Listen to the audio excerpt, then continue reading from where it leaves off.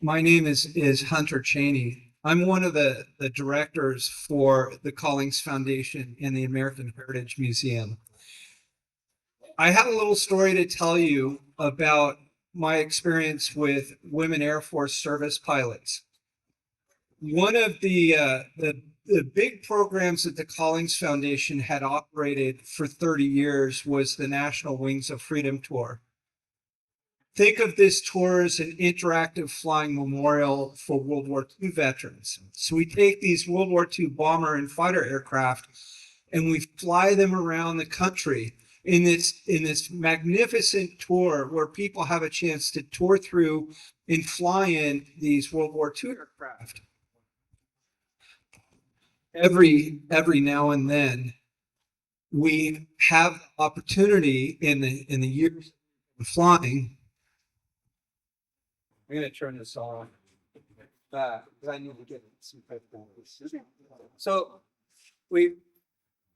every year when we're touring around the country, when the WASP were still alive, so these are women Air Force service pilots that served in World War II. Most of them were in their 80s and 90s when they would come out and visit us in the planes. I have to tell you that these are some of the most magnificent women I've ever met in my life. A couple of them, I had the rare chance to talk with some of these women who were true pioneers of aviation. These women broke through what would be impenetrable racial barriers or barriers of sex to try and fly for the United States military. You keep in mind, they couldn't do that before WASP came around. And I remember a couple of the WASP telling me stories of the challenges that they had to go through in being able to fly military aircraft. One of the stories was that one of their jobs, which I could probably touch on a little bit, was target towing. So the women Air Force service pilots would get in a plane like the L5 you see back there, and they would pull a giant banner. You know those banners that you see over the beaches that go flying by and planes pulling them? Think of that with a big target on it. And that's how the military would train their anti-aircraft gunners, is by shooting at this target that was behind the plane.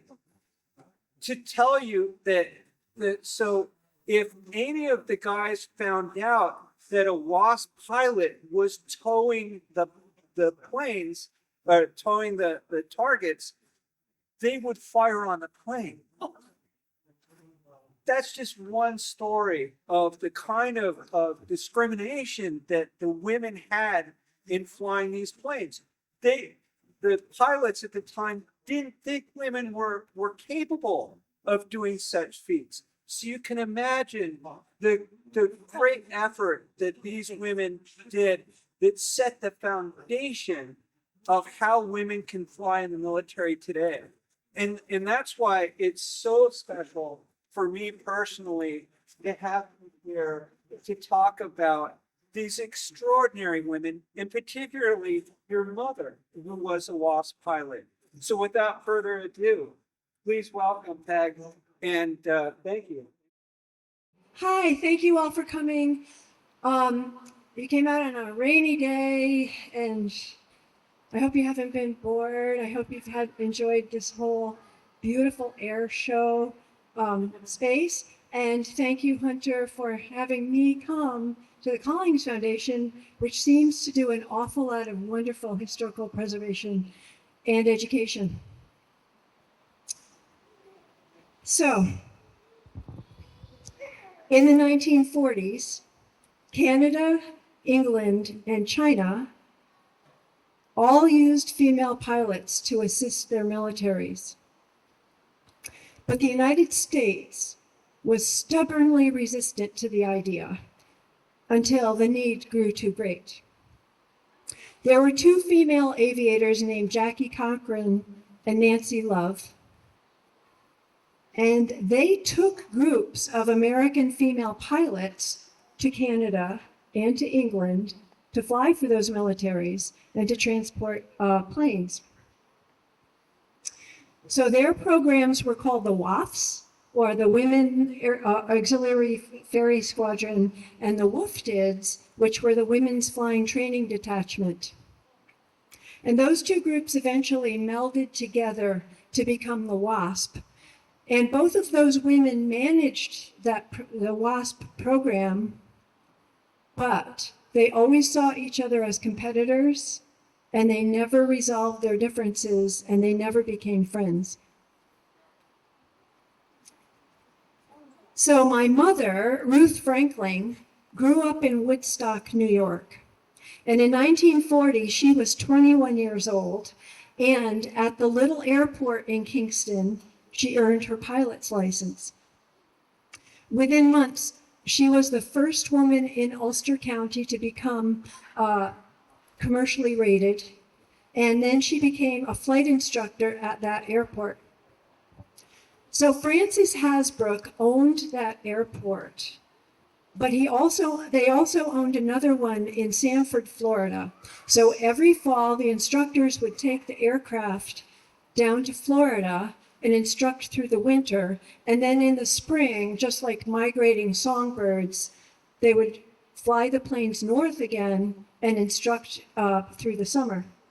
It was a very good business model. So the way my mom told it, on one December day in 1941, she was piloting one of these planes south, and she was above Savannah, Georgia, when all of a sudden 2 Army Air Force planes came up alongside her, one off each wing, and the pilots were gesticulating wildly for her to put the plane down now. So she did, and she was escorted to the base commander's office. And there she discovered and was told that Pearl Harbor had just been attacked, all private planes were grounded, and the United States was officially joining World War II. Early in 1942, General Hap Arnold, who was the commander of the Army Air Forces, realized that he was running low on pilots. Losses were very heavy in the battlefronts, and he knew that to win the war, the United States needed planes that were faster, lighter, and more efficient. So production ramped up, and all around the country, factories went into overdrive. Bell Aircraft was producing P-39 Air Cobra and P-63 King Cobra pursuit planes in Niagara Falls, as well as B-27 Superfortress bombers in Marietta, Georgia. Boeing was producing bombers in Seattle and Wichita. Curtiss-Wright was in Buffalo, Columbus, and St. Louis, Missouri. Douglas was on the West Coast. Goodyear, Grumman, Lockheed, Martin, Northrop, Pratt Whitney, and Beech were producing aircraft around the country. North American was in Kansas City and Dallas, Texas, and Inglewood, California, where they were producing the most agile and speediest pursuit plane of all, the P-51 Mustang. And that became an important and sentimental icon in our family because it was Mom's favorite plane to fly. From 1942 to 1944, over 300,000 planes of more than 75 different kinds were built across the US, and they all had to get from the factories to the air bases where they would be flown into combat. And it was at this time that General Arnold agreed to the formation of the Women Air Force Service Pilots, or the WASP. My sister's here today, and our mom was one of the first women to join. The women accepted into the program ranged in ages from 18 to 31. Most of them were single, but some of them were married. They came from varied backgrounds. Some of them were wealthy socialites, and others, like our mother, could barely scrape together enough money for flying lessons. Some of them had been air racers. Some were flight instructors, crop dusters. Some delivered the mail, and some of them are stunt pilots. And despite their varied backgrounds, they all shared an intense love of flying that superseded everything else in their lives.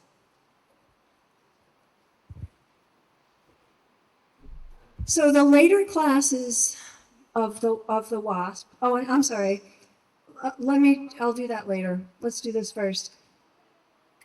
So, as Hunter said, the WASP faced mixed acceptance by the male pilots, the male commanders, and the military in general, and they never knew when landing at an airfield or walking into a room whether they would be met with hostility or acceptance or even admiration. And some base commanders had not read their correspondences carefully enough, and they were very surprised when female pilots showed up reporting for duty. There was generally a resigned acceptance of the WASP that often turned into admiration when their flying abilities became evident. And there were 18 classes of WASP in all. So these later classes performed duties such as Hunter mentioned, towing targets so that men could shoot at them. And that was as horrifying as it sounds. But also, during the war, some of the planes that were used in combat actually made it back to the United States, even if they were used up, shot up, barely limped back to the United States, and they had to be flown, if they could be, to military graveyards where they would be decommissioned.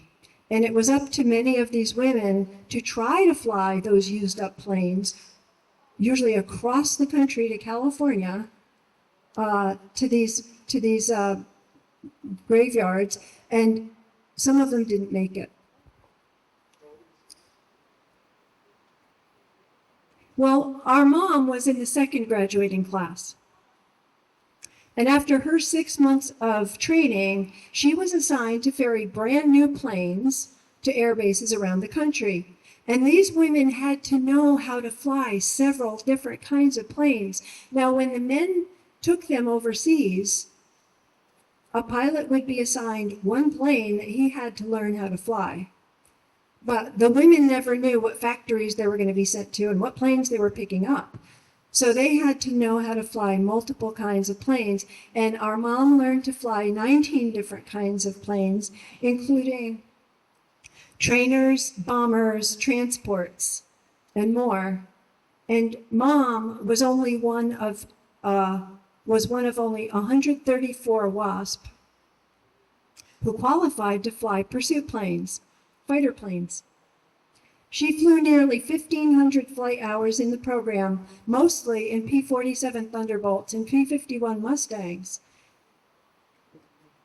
On a typical day, a WASP would get orders to report to a factory someplace in the country, pick up a plane, and deliver it to an airbase somewhere else in the country. Then they would hop on a train, or if they were lucky, there was a plane going back to their base with an empty seat. They'd get back to their bases, and then they'd do it all over again. So I want to tell you the story about Teresa James. Teresa James was in the first graduating class. She was actually one of the WAFs that had flown in England. And she was assigned to a base in Wilmington, Delaware. And one day she got orders to fly a P-47 Thunderbolt to Evansville, Indiana. It'll be a quick trip, they said. You're going to get there, turn around, come back, and we're going to send you out on another plane. Okay, she thought. I'll do that. Now, the earlier classes of WASP didn't have uniforms. The program was put together so quickly that they were wearing men's trousers, and they would buy a flight shirt, something like this, and they would get dirty and grimy on their trip.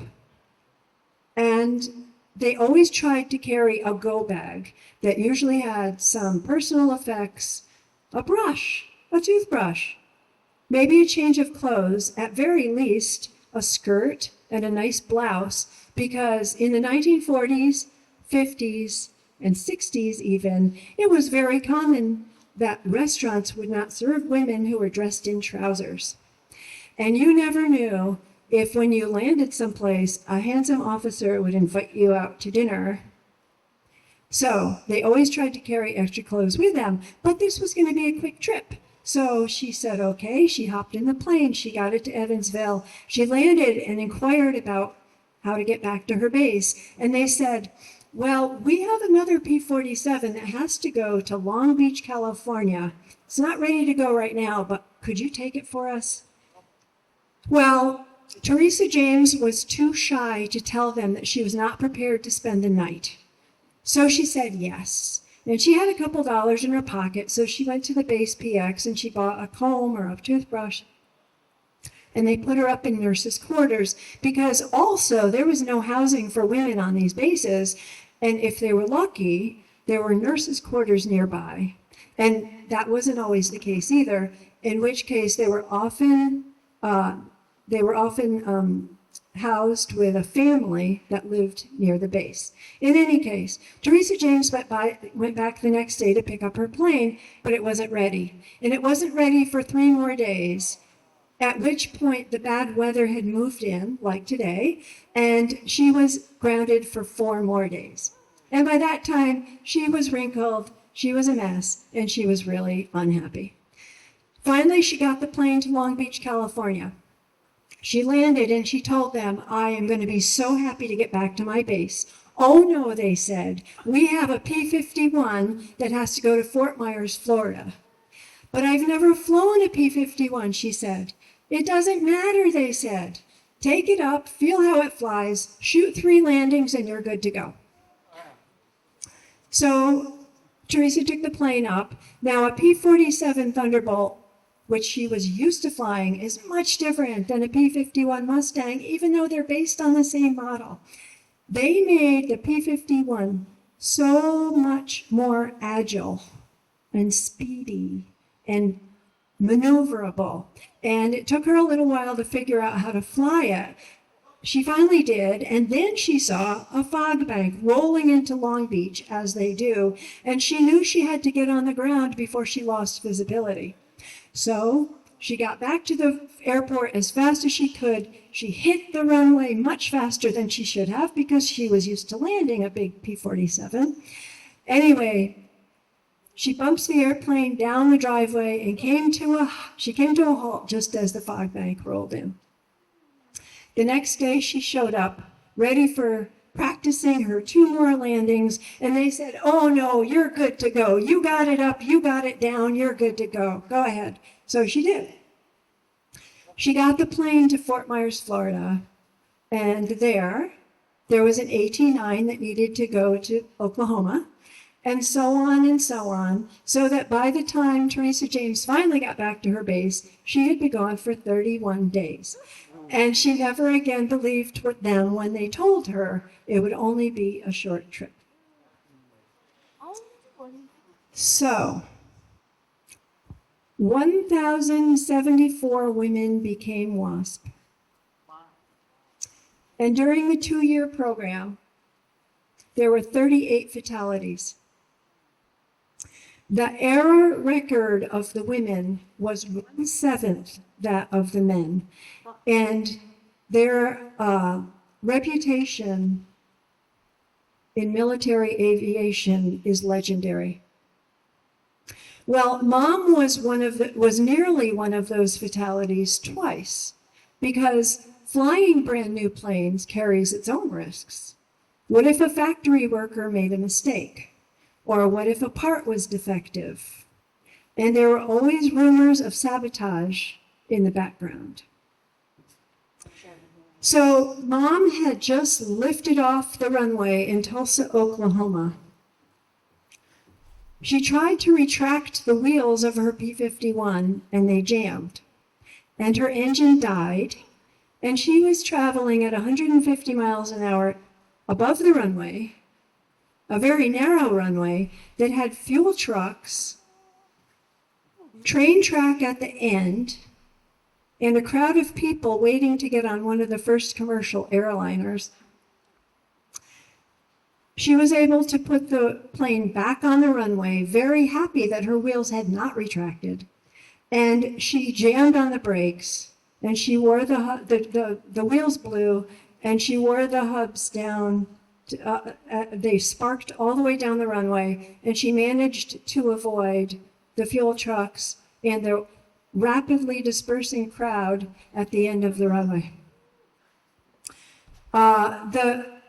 She and the 9 other P-51s that were going to take off in her group were grounded for 4 days while the ground crew figured out that water had infiltrated the tanks underground, and so their fuel tanks had held contaminated fuel.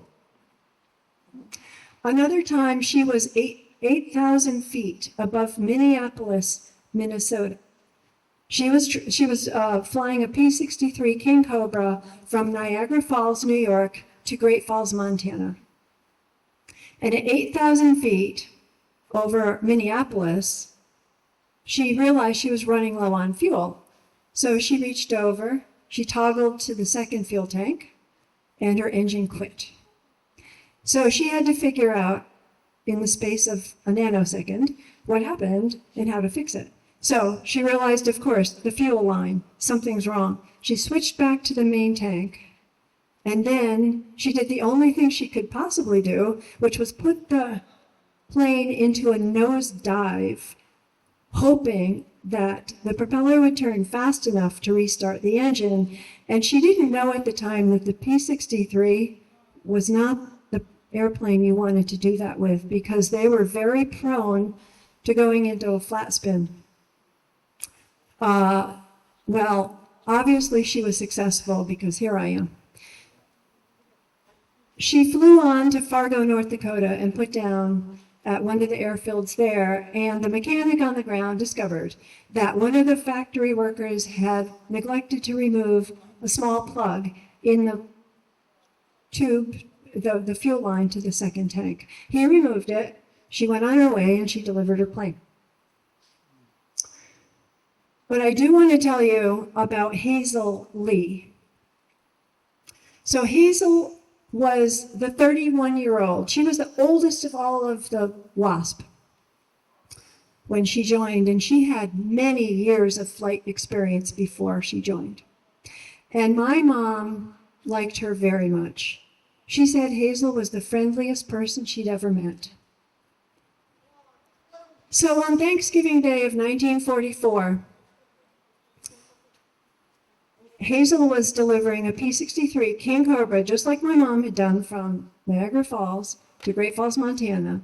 She got to Great Falls, and she was getting ready to land her plane when another group of P-63s came in, flown both by WASP and male pilots.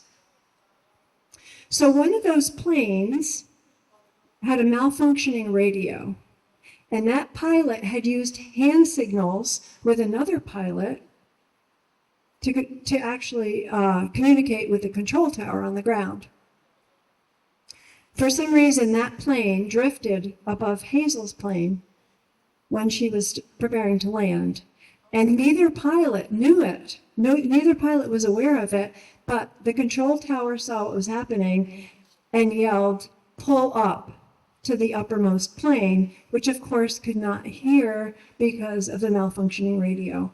But Hazel did hear that command, and she thought it was for her. So she pulled up directly into the plane above her, and both planes crashed to the ground and burst into flames. They got the male pilot out right away, but Hazel was trapped in her plane, and by the time they got her out, she had been badly burned, and she died 2 days later from those burns. Because it was a civilian program, there was no money to get a body back home. So it was very common for the WASP to take up collections among themselves, not just enough to get the body home, but also enough so that one of them could accompany their friend back to her family. General Arnold had witnessed firsthand the contributions these women had made to the war effort.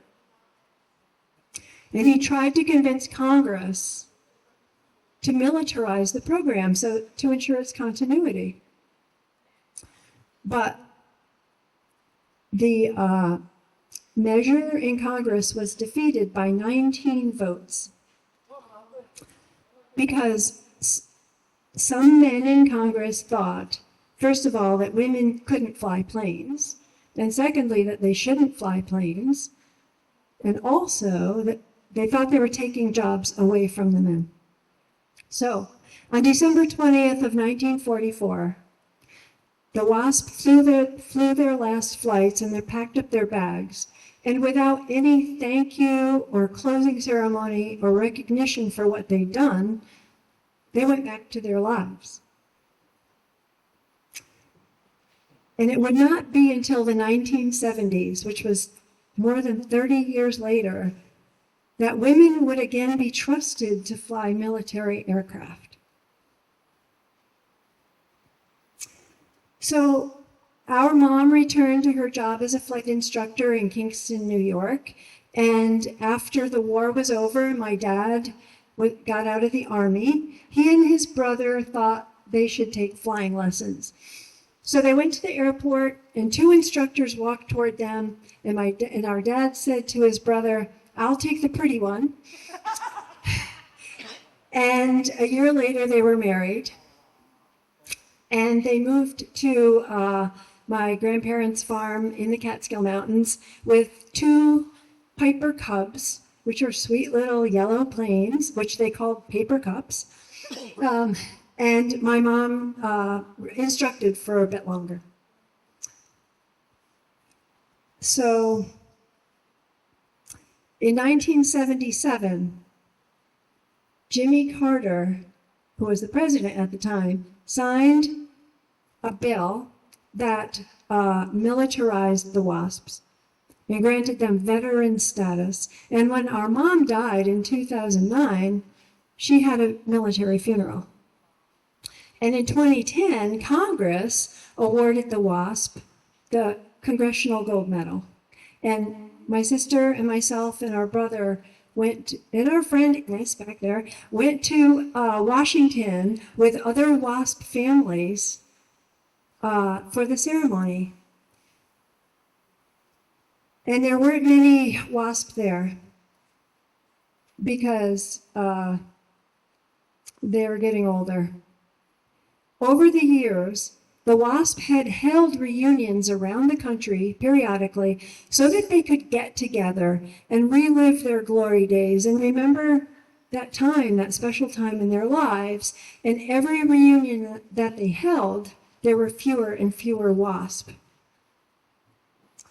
Well, in 2023, my sister and I attended the WASP reunion in Sweetwater, Texas, where there's a beautiful WASP museum. And that's where Mom had graduated from 80 years earlier. And that was the first reunion when no WASP was there to attend. There are 2 or 3 left, and they're all in their hundreds, of course. But WASP family members do attend. And we are all connected to each other because our mothers, aunts, grandmothers, great-grandmothers were all built from the same cloth, right? They were all independent, intelligent, often feisty and funny and adventuresome women who defied the norms and expectations and often the men in their families just to do this thing, this amazing thing. So I wrote this book, Silver Dollar Girls, to tell some of my mom's stories. I wrote it as a historical novel set in my parents' farm in the Catskills. And I wrote it from the perspective of a young woman who slowly learns the history of her great-grandmother. Our mom's stories are woven throughout this book, and they are true. And I'm very sorry for my shameless merchandising, but I do have copies of this book for sale, and they're $15 each, and I'm very happy to sign them afterwards. But it's not about the book. It's about keeping this story alive. I have been traveling to military museums and libraries and veterans groups around the country to tell this little-known story that sometimes people know a little bit about, but they don't really know about it.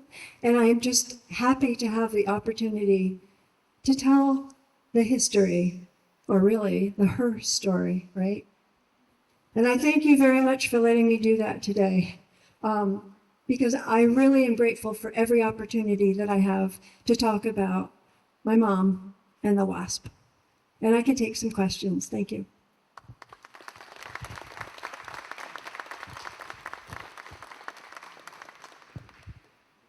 If you don't have questions, we'll go back through some pictures.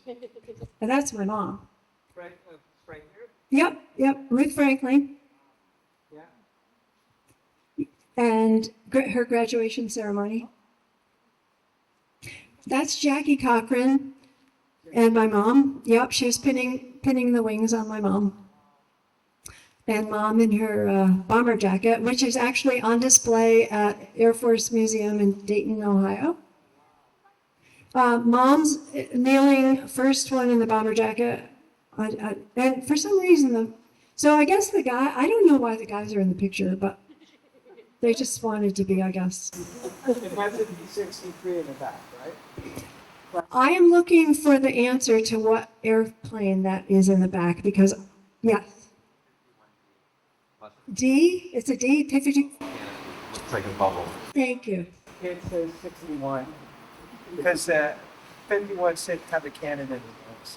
So, Oh, I couldn't see that, yeah. so P-63. So this is the King Cobra that was so exciting in so many of these stories. Tricky plane to fly, but really, really important in the war effort, because one of the reasons it was so tricky to fly was because it was reinforced heavily underneath, right? So that it couldn't take as much flak from the ground. Do I have that right? Okay. Another gorgeous picture of our mom. We just love looking at our mom. Her best friend Martha, and when they were lucky, they got to fly 2 planes to go deliver together wherever they were going. Best friends for life, went to several reunions together around the country after. Any ideas on that one? So that's the Thunderbolt. If it hadn't been for the P-51, the P-47 would have been my mom's favorite. Yeah, the Jug.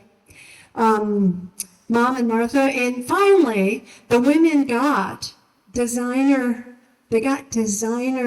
uniforms designed in New York City by a top designer. Was it Dior? I don't remember.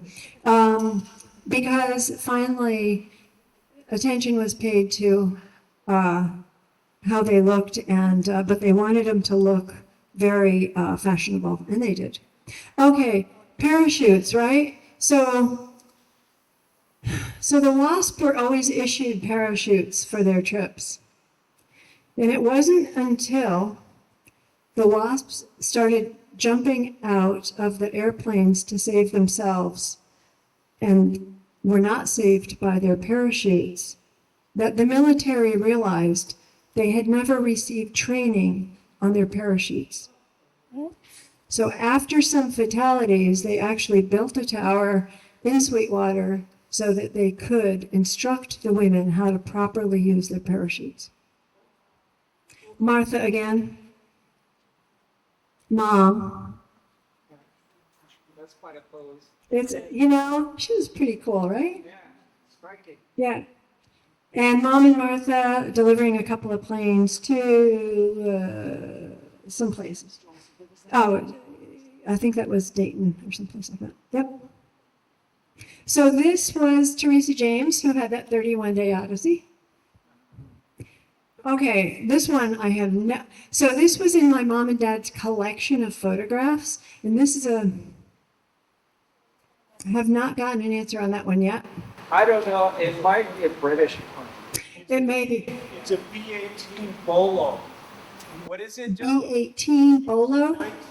1938 medium bomber in the Army Air Corps called the Bolo. Do you know where it was manufactured?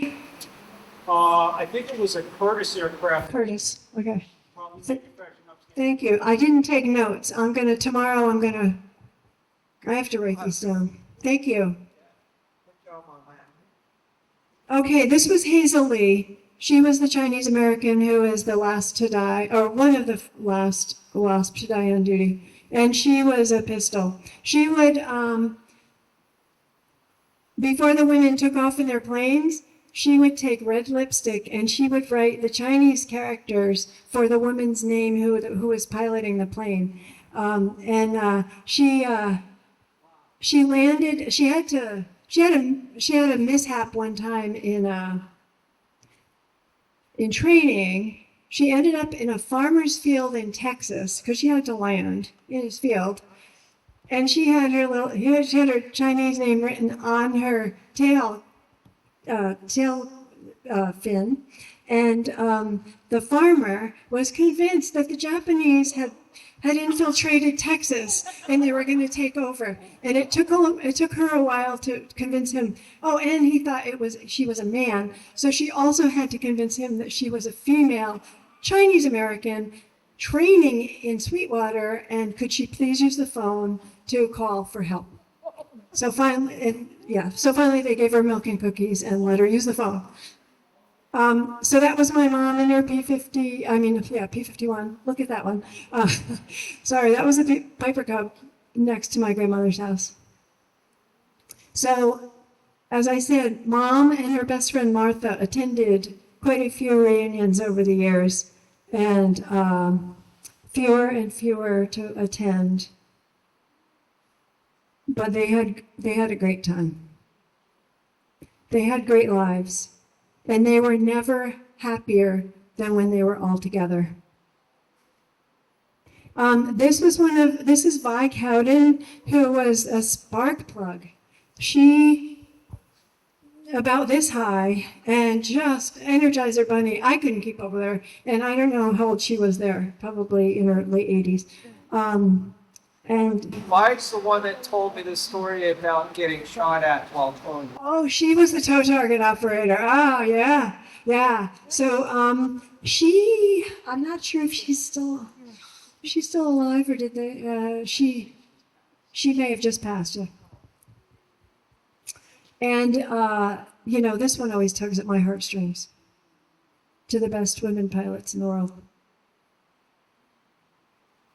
And this is a copy of a poster that my family, Ines and Nancy, and I donate to museums who have maybe in their collections a little bit about something about the WASP, or the docents very kindly mention the WASP, but they don't really have a thing explaining about the WASP. So we had this commissioned so that we can help spread the history and just educate people. And so, Hunter, I'm very happy to leave you with one of these posters if you'd like it. Yeah. If there are any questions, I'll take them, and if not, I'll just go sit down and start signing books. Yeah, sir. I have a comment. Yeah. Do you work with?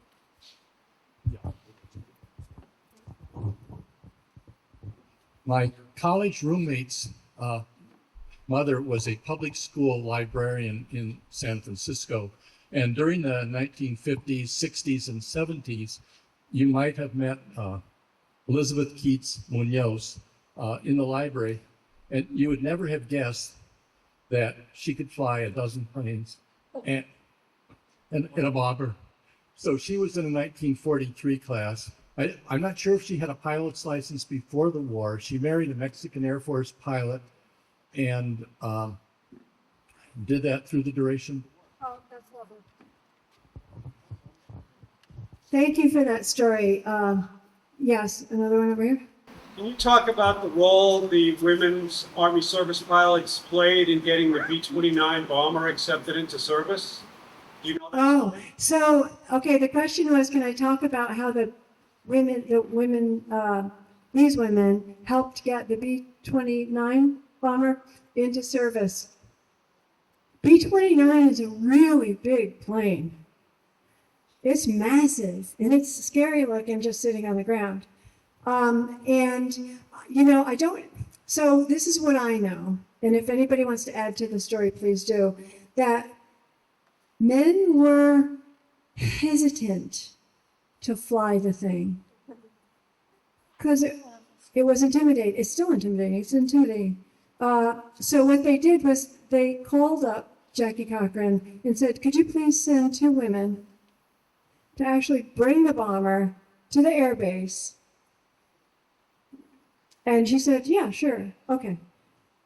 So and I don't know the names of the WASP who did that, but anyway, they delivered the B-29 to the air base, and out of the bomber comes 2 women pilots, and the men who were all lined up on the ground because the commanding officer said, I want you all to watch this, saw 2 women get out after flying and landing this thing, and then he kind of looked at the guys like, you're not telling me anything now that you're not getting in this airplane. And so they did, right? Got it. So yeah, so there was nothing these women wouldn't do. When they were disbanded, almost to a woman, they offered to stay on for $1 a year if they could just keep flying. It was the best thing they had ever done. They didn't want to stop. Of course it wasn't accepted. Of course they didn't. Of course the program folded. But that's how much they loved it. They would have done it for nothing. Yeah. Anyway, I'm going to sign some books, and I'll be here again tomorrow at 2:30. Yes? Did I ask your name? Sorry, my name is Margaret DiBenedetto. My mom's name was Ruth Franklin. And yeah. So thank you very much. Thanks, Peg. Oh, thank you.